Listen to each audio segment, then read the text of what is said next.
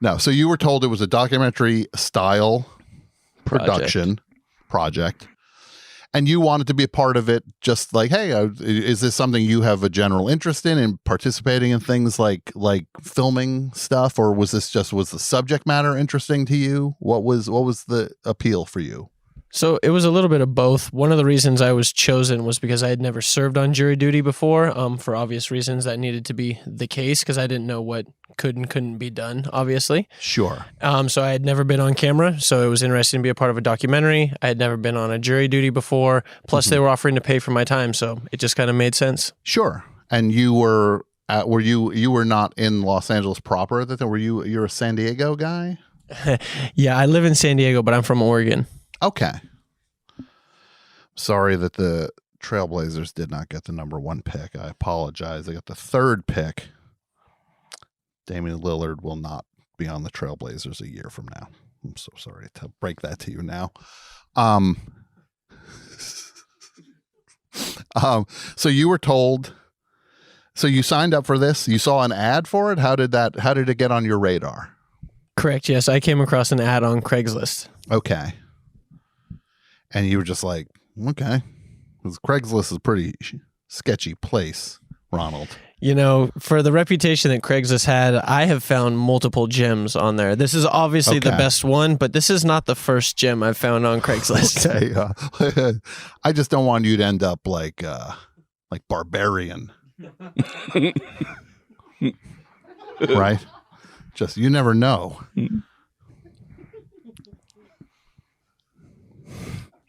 And just with Barbarian, one side thing. I saw it.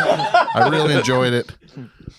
What's up with the super strength with these weird mole people have super strength somehow? This is the film Barbarian? Yes. Okay. I'm sorry if that spoiled anything for you. You had a year to see it. David. Yeah, why was she giant? A giant mole person. Apparently, if you don't get sunlight, you grow well past the size of a human, and you can rip people in half.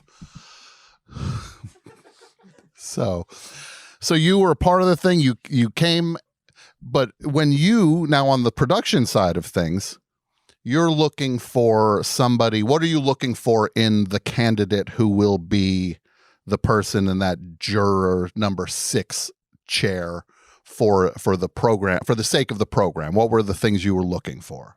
Likability is probably the first thing. Okay. And generally someone who you feel like an audience can side with, because the most important thing to us was that an audience doesn't hate our hero. We want them to be rooting for him. So like an eminent likability was probably the first thing. Mm-hmm. That's a hard thing to like quantify, but that's why Ronald had all these interviews and with Alexis Sampietro, who's one of our producers, who was basically responsible for finding Ronald. And they had all this back and forth so she could have a sense of like, no, I think this guy is the real deal and he's a likable dude. Sure. And can you how behind the scenes can you talk about behind the scenes? No, we won't be talking about anything. Are you serious? No, I just don't. You know, because you and I, you've told me little things here. Andrew, what have you said? Well, that one thing we can't. Yeah. Please, that's Nick could go to jail for that. Okay.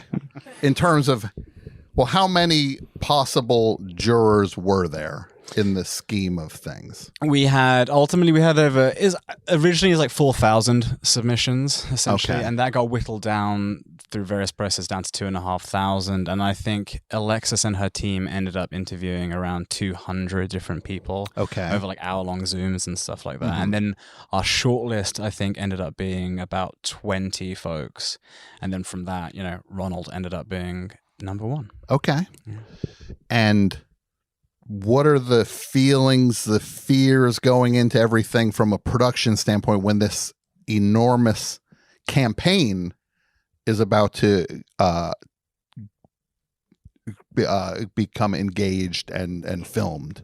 Sheer terror. It's really fun. And Mekki was one of the writers on the show as well. Mm-hmm. And you have all these ideas in the writer's room about all this stuff that you can do, and you think it's all very exciting and thrilling. But then once you're there, you realize that if one person makes a mistake, anyone makes a mistake, Ronald could feel that something's amiss and walk off. And for our actors, for our crew, for background artists, everyone has to stay like locked in the whole time. Sure. And the first day was probably the hardest because we had like 50 extras as the like jury He has pool. 120. And every one of them, I don't know if you've ever met an extra before. Sure. Background talent, first of all. Yes, extra talented. That's Okay. what I thought that's Sure. what it meant. You're going to get beaten up on the next set you're on and be like, oh, you don't like extra, huh? I'm going to hit you extra hard now.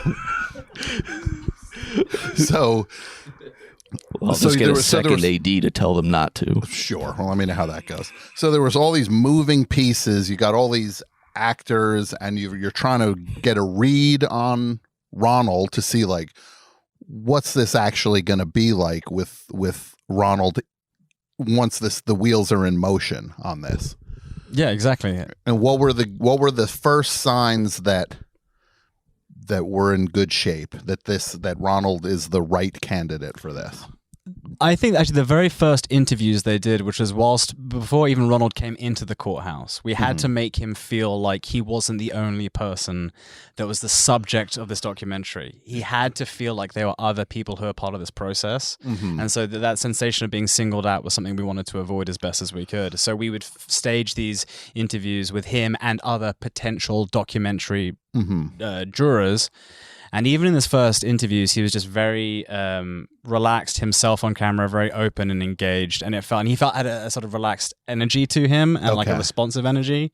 And straight away, actually, we felt like this could end up being something. And then in the waiting room, and you know, once he met Mekki and all that stuff happened, and Edie, then it was incredible from the beginning. Sure. And for you, Ronald, how did your side of this, what was the experience like entering this? You just thought, hey, I'm doing jury duty, I guess this is what the pool is like, and then you look and you see James Marsden is there, and what was that initially like for you?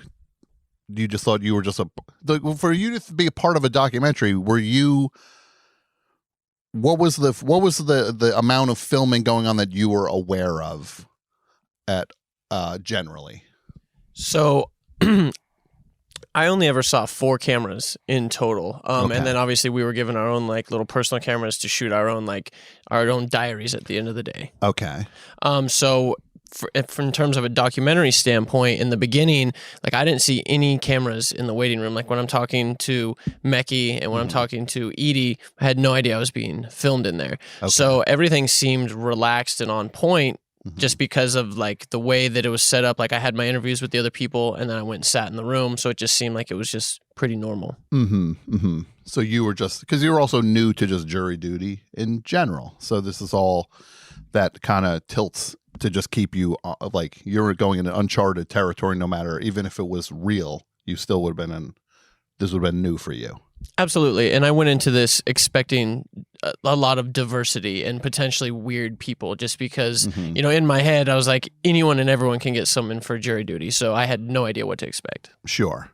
And can I ask, this is a question I've seen online, people asking, I don't even know like what you exactly were told. Like, so let's say there were 50 people in that room. How many did you think were part of this documentary, and how many did you think were just there because they got summonses?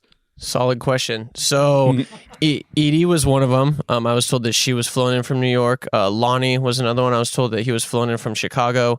You guys had the decoy juror who I rode there with for the first 2 days. I'm blanking on his real name right now.